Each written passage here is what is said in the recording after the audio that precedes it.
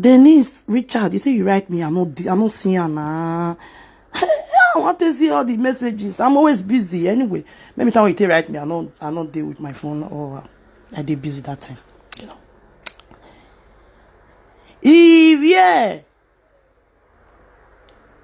Oba no salobo wiakpa muna. Ivi godo mi godo. Ivi egbe bolozo no yitoto. Ivi edoni mose. Waya wala he wabuye. Waya wabuyo me. I greet all of you now. I say make I quick drop this small one. I know say many of you go verse, but I not send. But when I look out for where, as in when I reason now with me. Me I quick sing one music. Awa si mi oyo koko irure. Ona wiru yek ya wuji. Asimi oyo koko irure. Awa wa wiru ni yek ya wuji. Oh ma, irita I don't come again. Wait till they sup now. I mean I don't understand though. Who I want to talk to this morning? Me I just quick drop on for her. Our sister. I'm on a baby, Arioko. I'm on a baby, Arioko. I'm on a baby, Arioko. I'm on a baby. Awuzo bi omo pagati aga hore no yuzo. Iwuzo bi omo pagati aga hore no yuzo. Uzo bi omo panagati aga hore no yuzo. Awo kan ti papa. Ogun yen se ti papa popo. O salo. La ro kan ai wuwe papa wenu ti. We kin wa be ta u se ti e. Una wa bi yore, una bi ete. U se ti papa popo. Papa kekan pa wonu we ta kekan. O ma mi o boya ta sokman. O ma si fun awok pa o ka lo eyan gbe na inu gba igbogbon no kin. A papa popo papa te wonu ti. Ate wonu ti pa kekan. Wa se ti pa so pan una wa kare ya kwa papa popo o se ti ta owama. My lovely sister Idogu Egwan ekebe kan wa bi nu e that is just like a message of advice. Iyore one of Paris adere gwosu egbe adere gwosu egbe odolebo adere gwosu egbe odolebo iyore no teme odolebo iwe adere gwosu egbe o iyore o wa ma bege egagwe ope ni ke teme na eye ban bebe wi tedo we no nya pan ati opa so me no ma nya orija iyeku ori viekwa Jore yaga ti jore imedu wa hon se uda owa asu eni obo ati agi obo agagi osun ijore nu yo moze nu wa ye ijore one of Paris na bi won hanika ewuwe ne ijore of Paris. I don't hate you. Sokman Ire, yes, so big gate. God bless the Edo people. Sokma Ibude Omora ilane na gbe ude ariboy. Veni jo mo Ibude no mo. Ewi omo very Ibude ni je. Ege ni ji me na bi aragbon. Iga o no ga yin agbon no ga yin erin no je ewu kere ovin kere ogbon so wa be ti me agbon no ga yin ni je me ogwe bi me gemi opa ibe wie Ibude ibe wie ni je me Ugmeso ede reari ede owo wiwe. Wiwe. Emi nu utama me nu bedero ni. Me ngwa ya bi bude ni me we wa gele yawe. Owo ari me.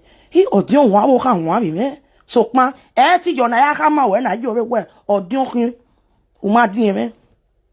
Me ya e uponu gweje e na do tama we na o ma din me so pa ibude. Nda mane do ere e ma mo boya teme. Ere o mo bo bunse bebe ni mata.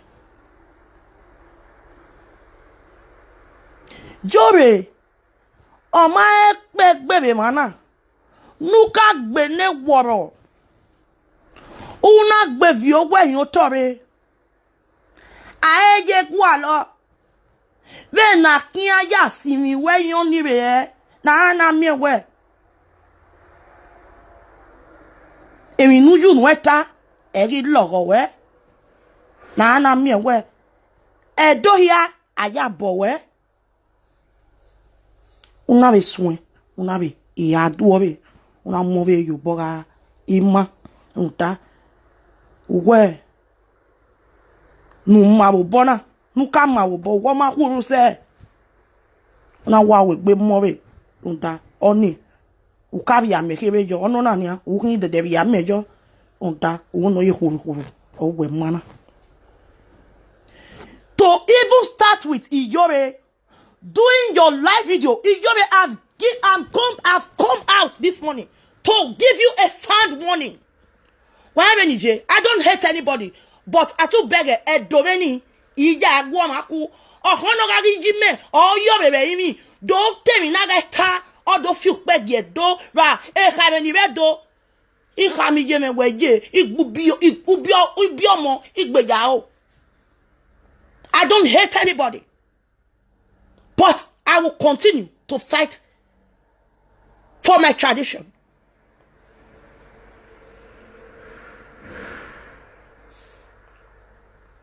Thank you. You'll tell me who use less pass. You hear? I will continue to fight for it. E na si huani. E dedegbe. Yeah, give you job yabe ona ni agba ya ti ebo me. I don't send you now. But no na they tell the truth through that one be lo li jobe. If ye do or boost everywhere, why set it here and one year ni leni Yore? No send or be or boost everywhere, why set it here and why be good the never love me? A can baby and Emma. Pavo Dobby. No women and no woo here. Since where, Idiani yes, he get all gear where no do see me, ne bemara, ni mammy more. Ni ohua osabo agima ohua buda no ohua everywhere edo abagwa sabo anemi edo ohua eni Jesu ise ni mami abebo ya gbebo osaloboa ni mane do ni rogwa kere ni risi ni mahia ni mami abebo ya igbebo kemi ni mabibi do gwa lo be webo na no si mabo we gbe enede we nie Ijesu noge.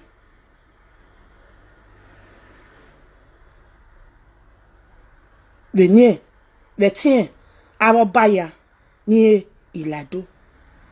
E ina mo bosi huani. Iwe tira simio serena ne dome o. E tira simio serena ne dome. E timera simio serena ne dome o. Etira simio serena ne dome. Etira simio serena ne dome o. Tira simio serena ni vie dome. Etira simio serena no bame o. Abame o. Tira simio serena no bame. Etira simio serena ne baba o. Iwe tira simio serena no bare. Oba gatok be umogu gato okbe oyekpe on oyatuge. I don't have problem with anybody on Facebook. So ona amekenu gberie.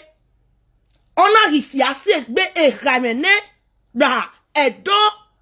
I won't take it from you, my dear sister.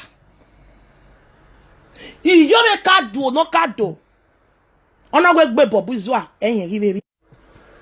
Imari no sunu owe oji mana rama ati oji azemana tingboma abeti azem. Sokma ime igwe ni metamu gwe na jobe eti le mana tawe omani ebi ojo wenu ya taruda unu na tata toto okun unuwe omia unu ni omeke no rien ise unu ni in arebe fin afu abe gbo na mi unu ni ege gwewe oma no lege ekpone dede Vijedo ekpone dede eti le mana do tawe go oma dano ra eni jobe tabu da ijobe ugmeso ya gata weti jobe zuo wa go oge no ya ata mugwa ge bebi jobe magba ru da mi no tabu nu are ni ya gun a owo khani obi efwa wa na ehe egen gwa ya siri enia gwa ya akpo bolele ti e momi ma won gwa ti e momi o so pa ebinu nu e ga logo nisan wa hi abege ni we kpo bolele ti e momi na wa be mi o egbe nta owo mi na we e wo give away be kpo ne dede be no be jebe e lo ebi o be lele do ara imo oji egeni anini ona we na la awogo na ge gbin iri na bi ye e police yan agwe arioba wa loji ya no rote e Nigeria ri mani so pon okay ya gbe ni ezo ni agwiruwe obungbe zeboze oze no edo ana be do mi ede ibi ari ede ara arioba ni ke ve Nigeria iya na iwe do tawe iya mae iya pa iya gagbe anini wegeni oni anini no tima won wa so wa we o teme ami no tawe ti yin memewu upo ne mi no kwa sunu ati ami no ti asen ami no ti oji so pa anini otima no oteme no oyedo no teme no may so rest in peace no matter what. So anado mie anado atawe deti ya evege ni emi ya gawe we pone dede o mebe no ma gawe mi ye okun na mi egwe mi no ma ni wu o ma ni gbina o me mi no wu ara imu egi enene o ma ni di gbina te wa gbina ori ri obo ori zobo ri gbina egi no ba mu ne ni wena imi o ma ni wo de una tawe akin wo do ori gbina bege ni eyin egbe ri gugun ivie no ro oru kekere ge na mae e we fi gugun ekenu na gwo ma ni gun e ba nu na ya fi pe ge o ma no ma ege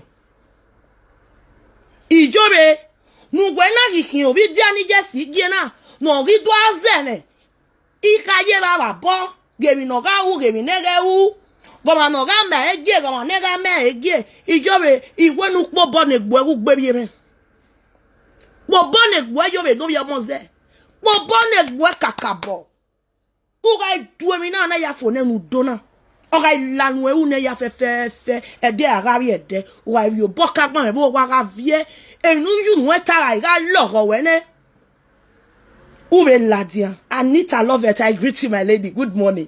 You too much. Good morning. How was your night? Ereni, ugu mi ono ki ando ti ewe momi. Ereni, e fonu gbe akwe aringi. Igwa bu swe mani ti ewe momi. Iya na ikolu gbe we ye ti mu fun. Nda enuju nu eta oloro we kwa ne wo wa. Eveve ohun ga vie wo wa. So lo bo anu ko vie la we gbe. I don't hate you. I don't hate my Benin people. So quand on ni vie do wala ha wo wo. Oh yes san la di do do atale tata toto. Di vie do no egun ajo. Inu e pa ma me Facebook ina. Di vie do no egun ajo dare pa no e teme na kedora de. We no be na ma be de gege. Wa bien la wa. Agema ne ya mi e fon ni. Nu da gele en go me no. So kwa e ti en la de yan do defend e we. Oma ahewe. Iki an blame egbe. Iki an blame egbe mu da no nya pa gati paso me. No ma nya ya e kukua. Yo re mi we sun e. Gevo le ya na ni a. Igwe nu po bon egbo yo re no yo mo se. Po bon egbo e. Po bon egbo e kakabo. Iwu ude fiere. Owo mo agbese. Omo agbese, omo na agbese. Akpo bone. Ijobe wa gbese ni a. Ogize gbegbe ogbe fiere. Era no mo se wa po bone re ni no yewo to. Ekele na idomie. Igeba no mo se omina mi ogeba no mo se do so obogo wi ne. Uwese ebi omo ya gbe, ugbe fiere mi ne. Bobo. Obobo. Uda mere mi na mi ji mere no de. Ije me wu ye mi ebi jobe no mo se ogwo wa pobo no bi e wo to. Ogwa pobo. Owi e na ino e wi omo se wa pobo ba na wona wo bi e no ra gun ri jobe. Ogbe fiere. Owi na e celebrate e wo do when wa ni it one is able to we are celebrated with Igwe oh gogo no vi omo se de jere o ogbe fiere agbe ba wa po bo mo wodo o se ona do so obo mi na be de wo mi me e vi omo ya gbe ogbe fiere congratulations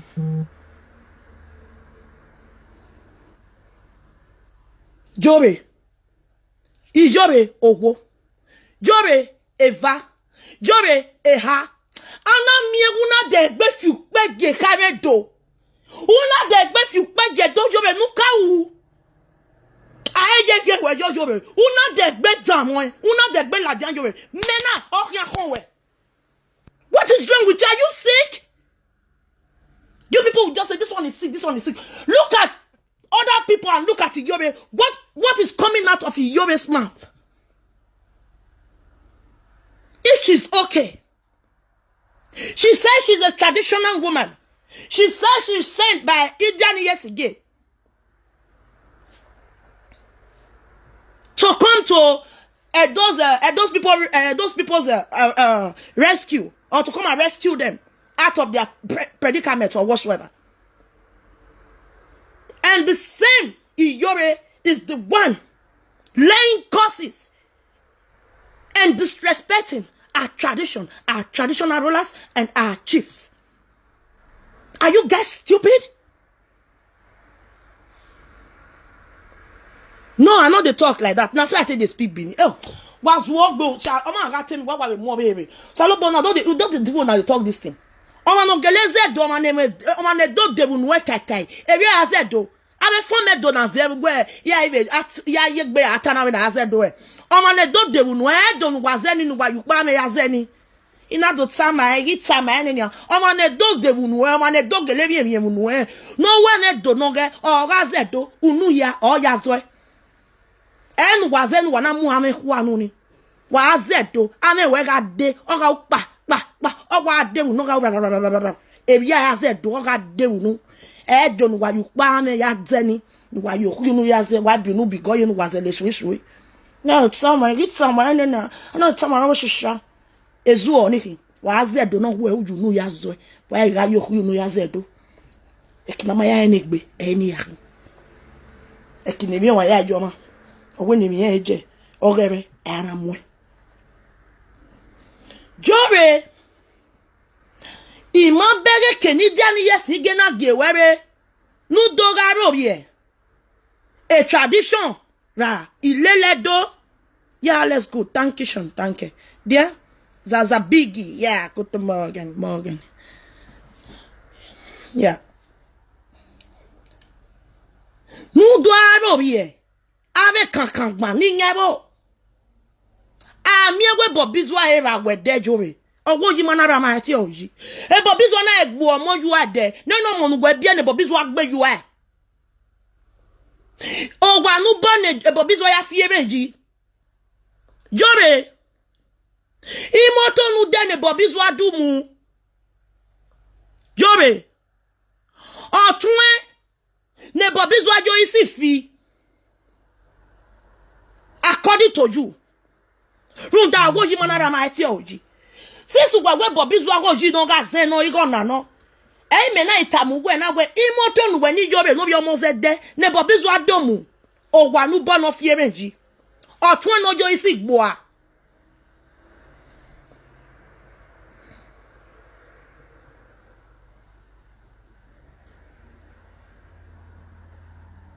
Kenike no le level.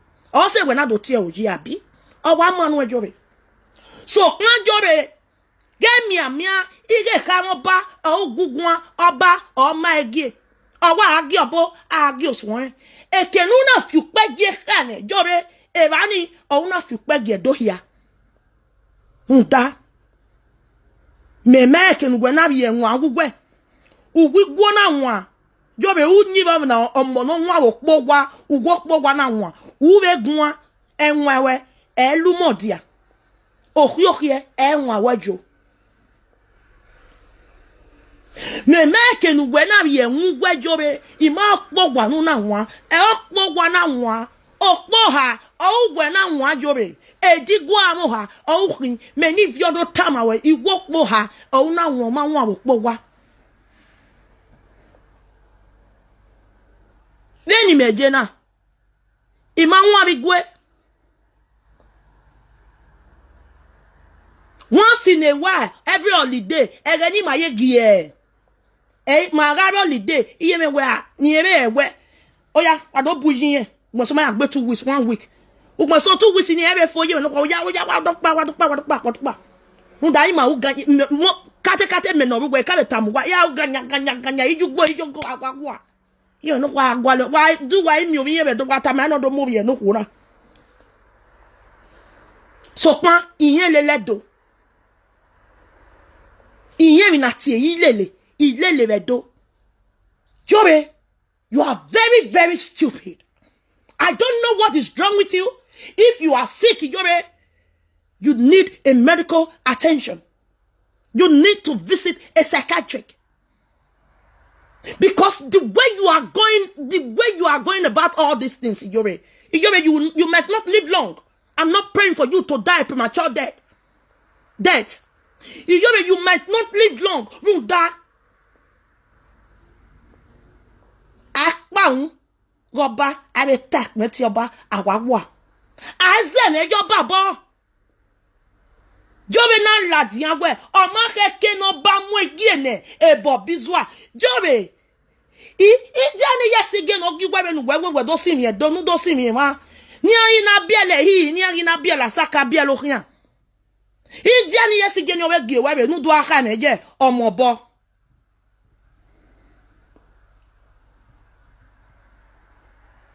Nana rimie wo rimie ne amie Jobe ijani yesige no giwe ni boy gwa gewe we na ona ibie we ona yan giwe ye France o ma mu wa bi o tedo o ma na gele giwe no kian do dole doji egwa ojo okun ogwo ma de do o ga zese na do kian uyi no ba we yo o ti o ba no ku ne kebe ga no Otie e baba nekebe Otie baba akenzoa ni sonoro e baba ga igagwa no ni na otie baba nekebe ni no kwoni ogwa ebe no ta be ni jobe gwa me we na e u ga we be na wa we be na oh yota e baba na khame otion ona khame we wa yo kian we no ba we yo Okay, wo tedoni owa azese lega dohia. Okian. Oiwa bele diena and una total yuselu Olua primary school mejo. Wa manati o wi no ba we yo. Owa azese lega doni ya. Owa gele ha yan ga yo kian na owa yo kian wa azese. Yen wa ni ebe total yo wa eseti lobie. Owa azese kian. Ogwo ya leya ena wa aga bi gari ko bi mo akwa aga gari ko via e doni ya fe wa azese lega here on a dedicated life for her nedo Jore nana gi mi idia ni yesi ge giwe re nugbe do gbo ba do le doji vosu we mana igari edo nugbe ya ze se le do nu ya ze se ni mani bi edo bai na mi ge webo e idia ni yesi ge ga ndo giwe ade nugbe do nu do ata lo be live video idia ni yesi ge na wonu ade live video nu do from a live video do hile ma ijobe no bi omo ze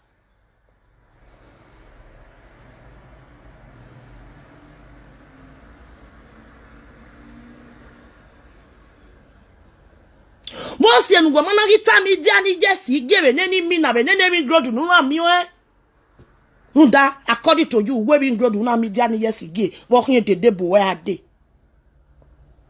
be bi grodu no we na gi mi no we na gi mi eni force we mana gita mi ye dia ni yesi ge ah no time we obi me u je we bo to time na nwini na ni ge we nda o wa no kian we mi we as do a ye ma ye gmi ya fi han e do ni Iyabe me ni agwagunje. Iyabe o iyobe de doke ya ma yaje. Ni wati. Sokun aze ni ati. Ne ni ka owa ya gun ano, iya wa ati le do. Ni zese wa zese. Iya mi oboya we ne gbin ya. Sokun ajobe, gwere we bo we be di ba ni wi ja ni yesi gyoge we. La wo u yo be ve va gun ni no keke ni.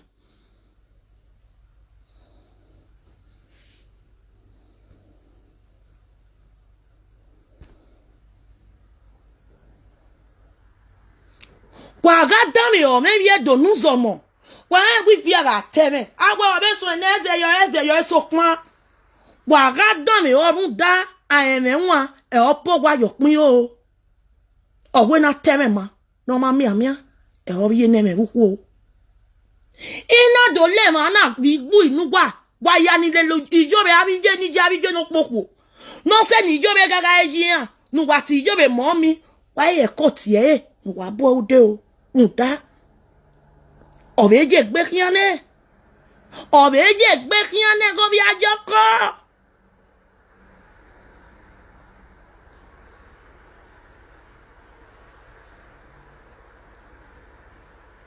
ye boje gbe kian go bi ajoko jobe labi edo oma ni ka o giere no do dole doji iya to ta yo wa ma we iya be mo wa pa ni atota yi iwune ni ka o yan wa o yan ke yawo iya be me da di moto ra da bo wa iwuna ni eyan wa u iwuna ni ka o wa ni ya eni eso be mo wa ni ari iya be lo bi ejo wa o ha iya be bi eyan mumu ko wi agba ya sasun okun ya wa je okun ogwa azese kian runta emi na gi e no do wa gun no do wa je o eno owe mi no saya wo ma au ara se na gbon emi no saya wo ma bara saye ijobe bogi na jenia eni ka ogi wonu gwado bi jo banado o tawebo nuguye bebe yin wo jobe ebi ala no ku ogi gunu ogi guhe wenu gunu we kakabo ye nwa yunwe nta nemi nu yobo we si jore na edo aloge dogbonu je na anado amie ugabe baba gbon na me ne una be pa dugu tose o ugu wese o ugu fianwo o sagu we fianwo iye le run ninu e so pan ekenu gbebie na jore ima bege wewe or get as it be. I don't wish you bad, but be careful. Be careful. Yobe, be careful and be warned. You are crossing your boundaries. You are going too far. You are going too far. Yobe, Unaga mano ma weva ben wegele type buda ugwema weva. Gwebe no ejani yesi geni bi mi na ugwa bokana no guwe gwana. Uno tase. Jobe, you can fool people. You can fool some people, but you can't fool everybody. Be warned. Jobe, take off or take away anything we concern tradition from your mouth. Jobe, ido yo bosse hanwe. Jobe, uru luke o. Vienwa juhu. Vienwa juhu abokana. Vienwa juhu abokana. Vienwa juhu abokana. Vienwa juhu. Vienwa juhu jobe. No yo moze. Uladi ame deba. Ujo kwa o. Uje Nigeria o. Ujo. Oda fun we nu ejo. Owa ma baby oni. Oda fun we no. De ba ti e no ge to ewe o. Osalobo apari yen. Ha. Osalobo odo. Me odo nu wa mi mo. Odo zo ni yakin. We border fun we dudu. Ha any odo a. La wo my do turn you everybody get their own life to live. That not concern me. So kwan jobe wa jo ni ya o ukeke agbono ga emi no je webu ogwe geze de o jobe geze de o ge run dagwe ugu se do ugu je Nigeria ugu je do igwe mo ye kede ebwede jobe jobe gbaori eke we ge boro we yeke jobe ugwe bed ninu lori eyiba ni ne frustration and I can't imagine somebody would just come out and be bragging where he ladian wo wa meni wa she na mi ya wa ro from parlor to kitchen he ladian wo wa frustration ni ya my sister call run dai mani wa won yan bo tu gwa bi egbele gwa mi ladian mi gwa yan wugu jobe ya now ya mu wa wugu a yan wugu anu egbodo gode ami ma para ona amu wa run de mi dan no e kawo so kwan do are to tamu wa ne so ni be mo be gboto ni le leni wa da mi o emi ro na wa bi tamu wa o bi o yi pa o do tamu wa be Facebook o do tamu wa we ide ani yesi gi owo ni yere yi le lo ma mo bo ni e be to taye kene ma je ni ale ene ma e ma na gun we ni eje ni e de gbegbe e ma na gun gbera boni ige di ma kekebe oda fun e oni oda fun wa ti oni e nana try friend e jadi yesi gi we no wa bere ebi o be do ya change e ma wa so pan emi no ro toto e ijo be setting ladin abo e Paris amagwe to o se ona gwa le bodyguard le ya kin abuda ijo be ope e no kedo ari ma e muye gan le boni ni eje e France ile Paris abe ivie va ti vie bonai ivie suwe na suwe na ya tin me na tin temi oni e man all these Cameroons all these people e boni ya mo boje bo ba e France ba oni e fe itia ivie kokobiri we na fe my sweet time o ivie kokobiri e ba ni ivie kokobiri je o ma ye na other part of Europe where this one Germany na police country, Austria na police country, Holland na police country, here Switzerland na police country. France, you do anyhow. Now only €50. Now they will give you now. Oh, what thing well? We are working on don't worry about what's near your wake. Where we want nowhere over your time. The next thing ambulance will hear beep. I am with mortuary. I will investigate. No, Diane, I will go up Babylon. Was I was. Osalobo atobi okpa be line bo yan disturb ma gbe okpa be line bo pon sa ari mi no o si eni jobe na la jamuda e ma ni jobe vi oye gan be bo no je e abi ye o si e ni jobe na hihin po wa no na ge latian muta o wa ma uko so pan jobe uko no fie ko o ga ba hun e de ara bi e de agate akpawote no fie fora me kwen o no fie ko o ga ba kwen de aga bi de jobe u veze u una be mu ejo wan bo afi pe ga be chifi jobe e ke nu yo we na ati gie no nu e ka do aye gwa lo me na aya ye we yin boy wa be sun we jore ke gi fi pe ke gi pe we ni nu ya bi no ma wo ni jore ke gi fi ege e ka mo ba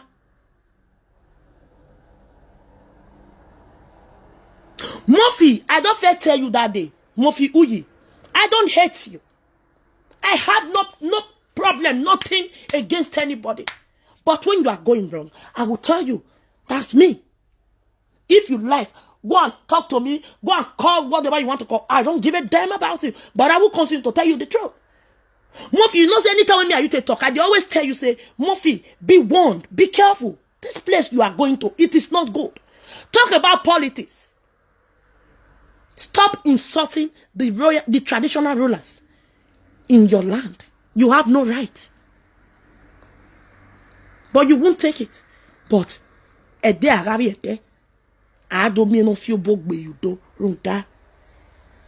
Ma bere bod deni, nothing they happen, nothing they happen. Na ya jirani, the day Arabi ete. I do ya jiran, nothing they happen. Mabe abe boni ni anagwata we na juju oba na ekene gwe na itie awosun oba una we na Yoruba juju eba ni ungwe na mu my brother.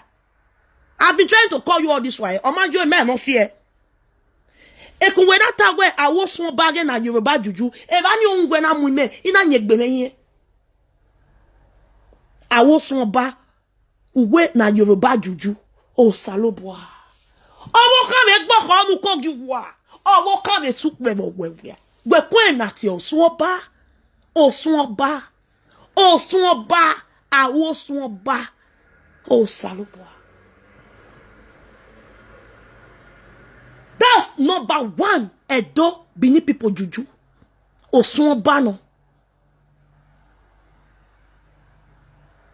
Ura nyi se osun oba ori hin awe. Umana nyise unaga wano gbeku yebo unaga wano ya osunba ori yawe finya ori yawe lomu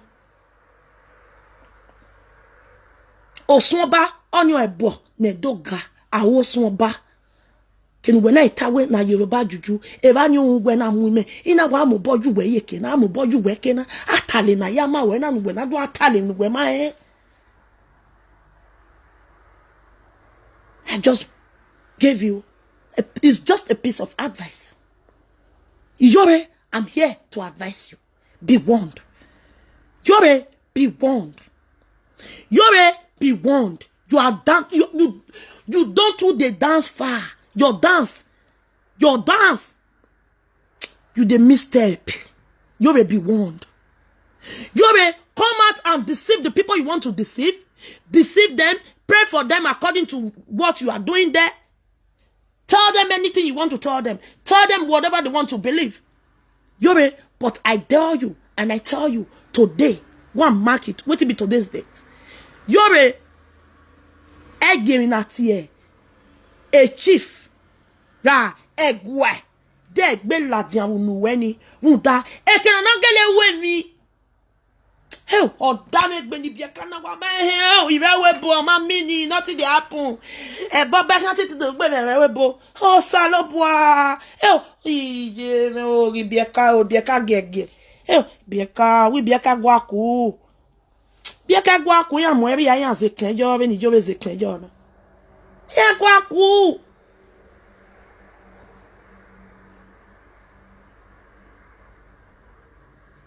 Then I tell ya le do ebe oni oma no hamu hunta owe oma no we bono be wi to emi e ga wi emi ya we emi e na wi emi ya we awawo Jobe emi nu gbe kaju nu gbe tani ma be ri vie nu gbe gba lo ye gbe ni ebo e o we mu ye gbe ni tikata mo re do o ka ne no wa ya tamawe o anogi yunwe yakpa misika nya done hamawe enin dan we talaja monuni o rivie we hihin o rivie o ma keke we ya o ya berivie kenana we na berivie kenana mu vie to o ye be tan ko no ga vie baba ou wale. Ou non si. Eti we, ou mo so amon win vieni. Ou non si. Vun debo. Unda, ou do yere na gomani. Non ven bob ye.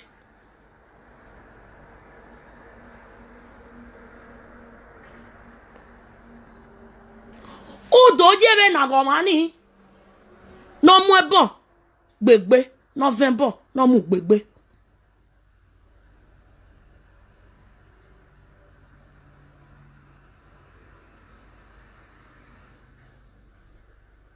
Owa te ven bon na mou gbegbe. Sok mou ga ise. A ou won ya. Ne bon nou te kon. Ronta. Agasa ou won ya. A na ven bon gbegbe. Ronta. A we na gbon. Nok bon. O simyon. A we no simyon. O rik bon. O ni ou te kon nou kberu.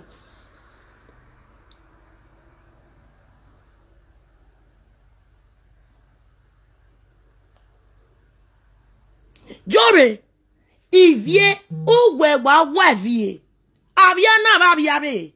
Emi no kan vie ma kan we. Emi no kan kuku ma kan we. Ka wa. Awa ebeto. Awa no pa awa ni kao. Awa ni vie do hia. Awa ni vie sese. Awa no tornado. Awa no swamba. Hunta ou beku yevo ne. Ivie e oba ma ya ha aya oba aya oge. Oma no ri beku yevo no ri yunu e. Ya roko e. Oma yunu ya nwe moto. Oma keke ni eja o ya be rivie ba o. Ama we tokin ado mu vie yegbe. Ama we to odo ya ha. Oni na ga okpa bo. Nou mo ge va jore. Me kunu gwe kagbe yevo ni. O ma teze de keke nou gwe ye ladian. Nou gwe doju nou gwe yatie. Egwa. Chief. E kamoba. Aba nokpa. Aba atokpe. Ise. Jore. Ou gwe wa vie bo ye gbe. E wa ye gbe kian. O vi ajo ko ye gbe kian. E bo wa vie ye gbe. On a qui tourne au gme so ina wa be qui en déco vidéo wa be YouTube I wa fi ogun. I'll call you back on it. You know? I wa fi ogun. I wa salopo. Pe na ho mi na. I'll call you back. You know? I fi ogun. Unu ni jore enwe here ya dedete. Abaga tokpe. Unu nu we kaya yoko eni nu we kaya risani. Oma eke nu we dede ya swe ni oba ama we egwe ama we kare ogoba. Unu ma we na ne no nya ye mo. So pa ede agabi ede wa e ni tamu we na. Why ni tama wena runda ebo ovio yegbe.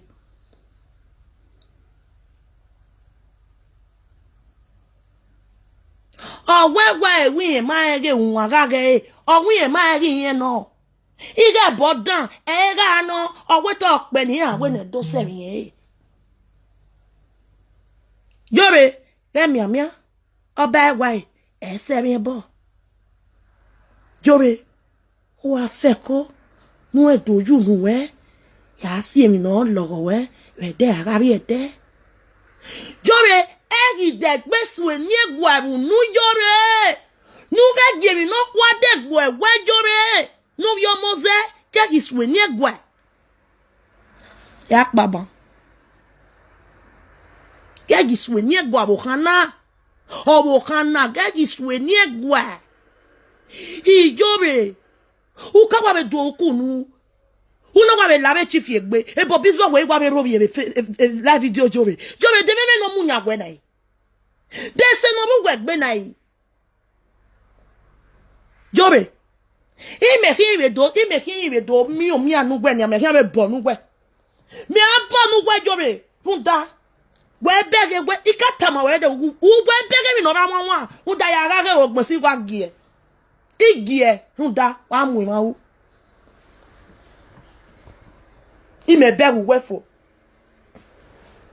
Yobe, mi aba nu wenia. Dete so bu wegbe. Deta mu nya we. Uma de ni di no ari ukpe bo. Ra nu do awona, me ni viegun me bon wona, enu ara wu.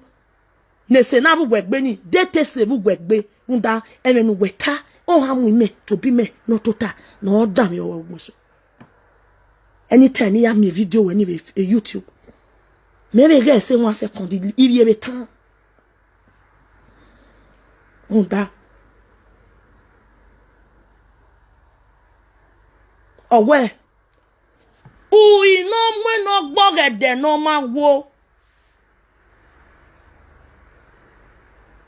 Oui, non moi non rien de non ma wo. Quelque non go egbe. Ou yo pa mu ya eva. Okpa bwebe bwekin. Osye, wa raju nu we ya roko eni. O hagu mege kuda, nu ta no muwe, ui no muwe, edo muwe, nu da. Akobo, ne ba mo ya si won, owo a ogun oba, imoto we gabi ayote, get you, igu eswa. A to legan, na vie, na mi en wu viojo, awawa. Ura knyo ba.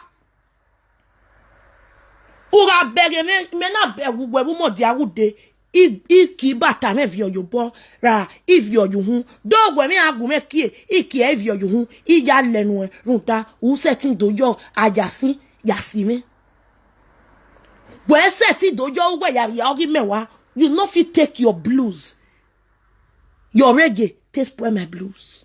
That's why I don't watch you. I don't even listen to those trash.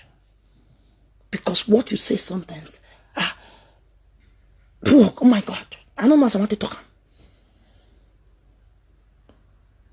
Il me rien ri do bon ou na jore. Nana mi re so nu we gbe ni. Labe wa yo wo gbe fio. Wa yo wo gbe fio. O ma ne se be gbe. I me bon we na jore no yo mo se. Wa yo wo gbe fio we na wa yo wa pa gbo we. Pa kan. To pe atu enu wa pagbe nu wa su won wo wa we ni wo wa nu wa lórí eyi ni we o ladian dede ladian me di apartment wo wa si won di won nu kian so esera me gbe o ke no mu yan me se gwe esera me gbe o na mu yan me se gwe nda do ma mu yan gwe na yore ihwan ni nu aga so ni on your return to sender back to center. Toma owa mwese na nyawena de gbowo kan yan na wi apa ni munu apese ni eyan na mwese ni ju egbe nuga su pe bo gbegbe nuga yo bo ya kosu no lowe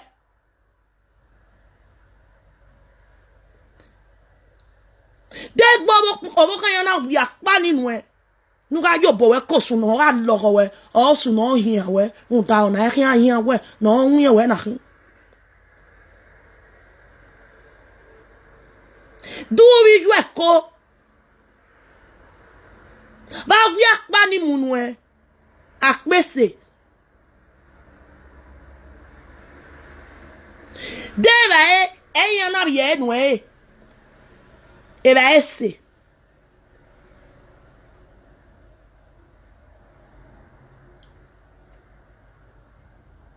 di mina eyan na mu yo we gbe ese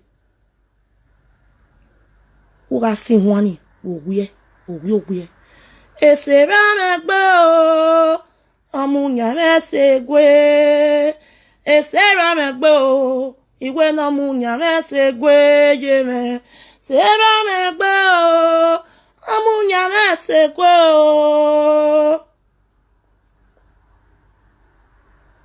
ese ra me gbe iwe no mu nyame se gwe o esera me gbe o no mu nyame se gwe why was woni wa mi o apese ni o ga payon we gbe kebe on your back to sender nda esena e na na se no wa do mu no ma e gbowo kan yan ke wa wi apese na no so pa ma na se wa gbe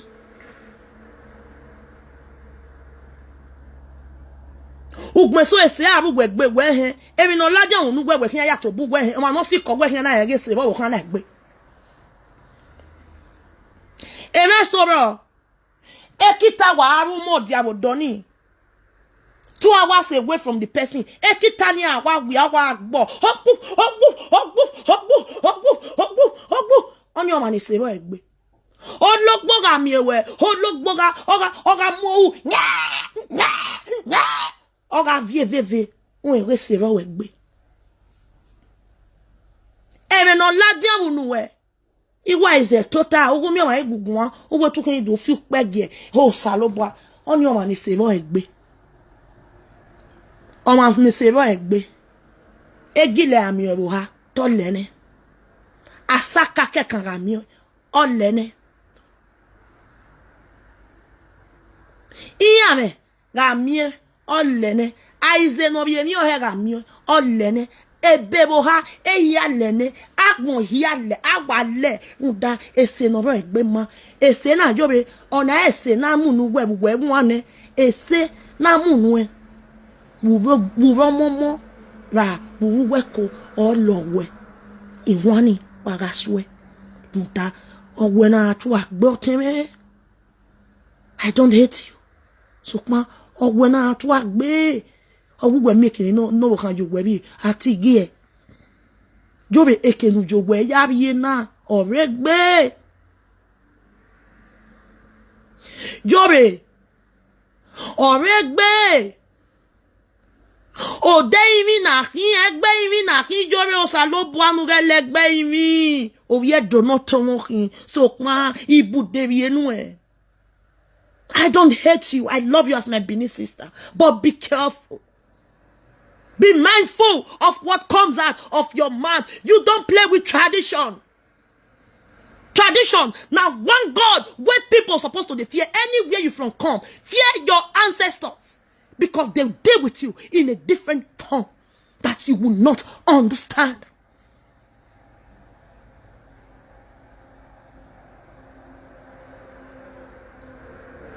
I hear let them say.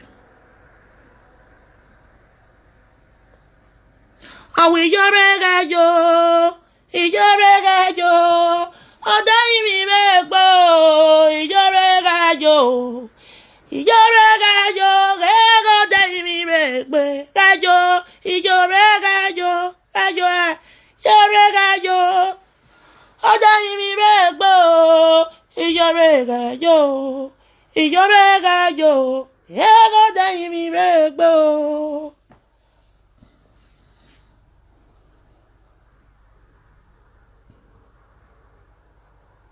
Odai mi megbo, yorega yo, ego dai mi megbe.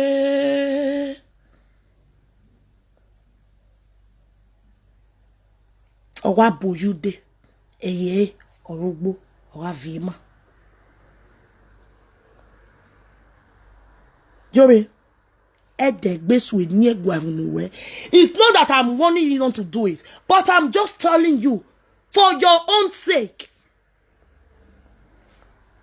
For your own sake.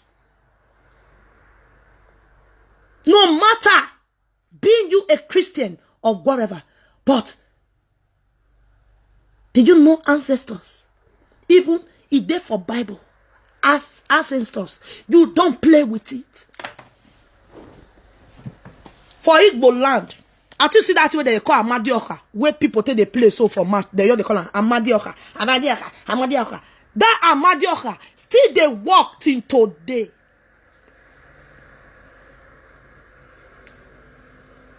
If they buy things, go that Amadioka shrine. You go fair investigate. As the investigator and say you are wrong. Avanuku no. Okwak bomani.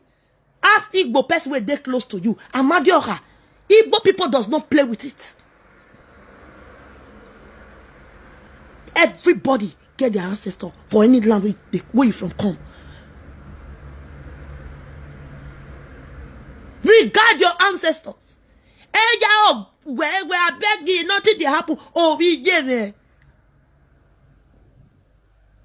Anado mi wo viedo. Owe wo swamba. Owe bijo ba no salopa. Hey Jimmy. Hey Jimmy Baba. Hey Jimmy. Hey, wo wajo na bi na yi. Ugbe so amu me agaju nu me agru. Ya temi nu waka enu wata iwe gbedo ayu nu meta ha gun meta. Nda o amu me nda iye me no ya lo mi e. Iye me no tornado iye me ne imi. Iye do iye me no ya lo mi e. Ogbo kiki.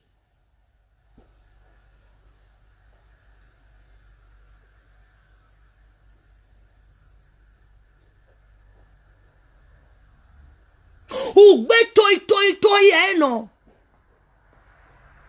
Onye era no to. Ere no nya. Top bag gidi. Why so ahita if the thing they work, what of all those cultists? What of people where they do bad for Benin? Do you think if our ancestor one key, he go come fair and ask him?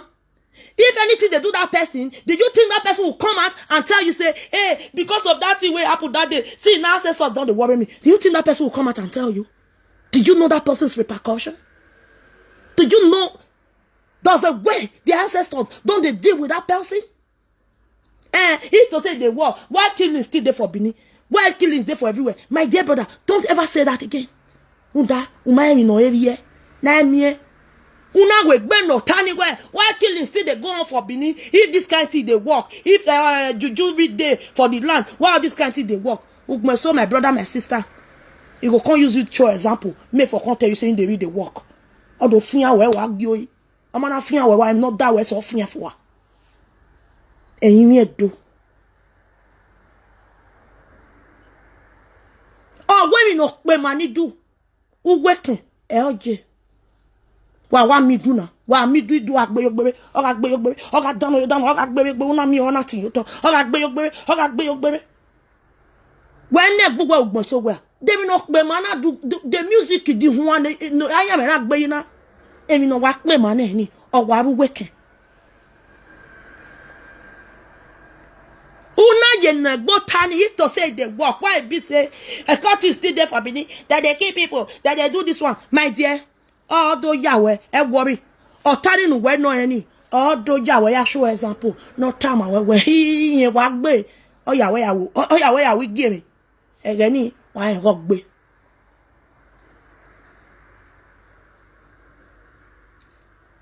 Our ancestors, iye wa fian toi baby oni, iye iye gbo ekun tobe, iye gbo obonu gbera, iye gbo obonu bije, ogbo ekun tobe. Na mi ewe. Egbenu kere, o wa ya fe, eye wa gbe o.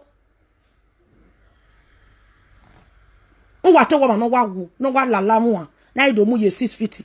Ehia, o wa no wu, o. E ma nu bunro no wu yagbon. Awa me no wu yagbon de. Nu me wa na opo gbana. Wa me on de. A we to wa no wa wu na gbo ya fi owo e de gbe hi ore. O wa mi mi a o. Ai wa ya turn to amoye 6 feet o wa mu pa agze kenya e. Onyo pa wa ma no wu. E o awa mi no wa wu ya. Awa mi me so. Iye me wu wa gun. So pa ye wu ya ne. Ana tawe de na wa wu. Iye ta wu ya. Ena so wujane.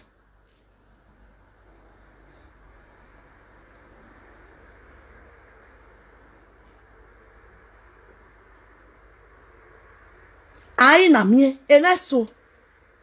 Nemi a ize lorian re mi ni ajo bo wu, emi ni ajo nu to ga ize lorian. Iye do agwa le ninu wu, iye mie. Eni ka o. Osi wu, osi kian oda oni e wu. Ebe wu ebe kun mi sokpan ogwa wu yagbon.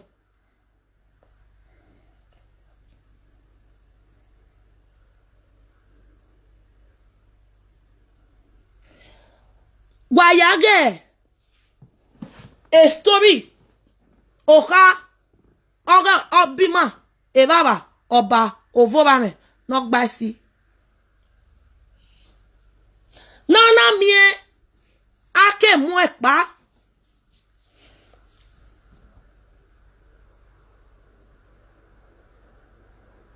Ome enye e kamon pa No kame ye. Owa kame ye kame ni. Ogwe. Bati ere. E kame ni. That's a title ni. Agi de gbe ni o medo. Comment no bi wicked gbe ni be. E yakian wa owa. Tu wa wo reta. Wa ya gwa li struggle wa be je dodu wa ye Nigeria wa ya gwa lo to te gbe ni. Be na iya wa ye ro so pan. Iya mama gbogbo ya gbebo. Esu enibu iya wu lo ya gbon. Iya wu ya gbon. Wa ya gbe ese. Onu mi wa kian na opo gba. Wa ya gbe ese. Ososo maje ni bi ka ya re kire. Ososo maje ni. Oni mi no de edoji soso maje.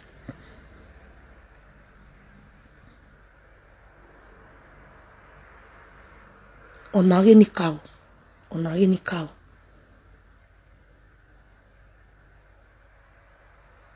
Wage teme na aya miere ni kao ga logugwa eni kao afi yeke gbugwa eso wa.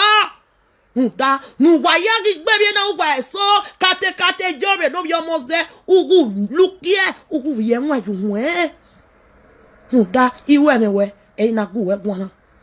O ye do no temo ki. Ima o ni mi pa we so pan. Ugu ya me ya ka kono ro no. Oni opa iwe ni do tama we. We're here. See you guys later. Unaga oyedo. Oye sese. Uti owa. Uno. Gemenege okpata. Ema tagile na hia. Egbeni. Iya wa yere do. Sokma. Yare egbeni. Iya wa bun. Na very large family. Sokma. Otono gbebi. Eyan. Yore. No play band. Where you not fit dance sport. Don't dance to the music of a sumogede. Yore.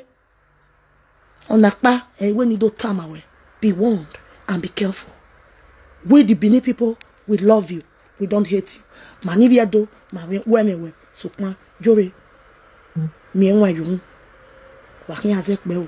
Wa baby negekai. I make me. See you guys when I see you. I love you. One love. Bye, everybody. Ciao.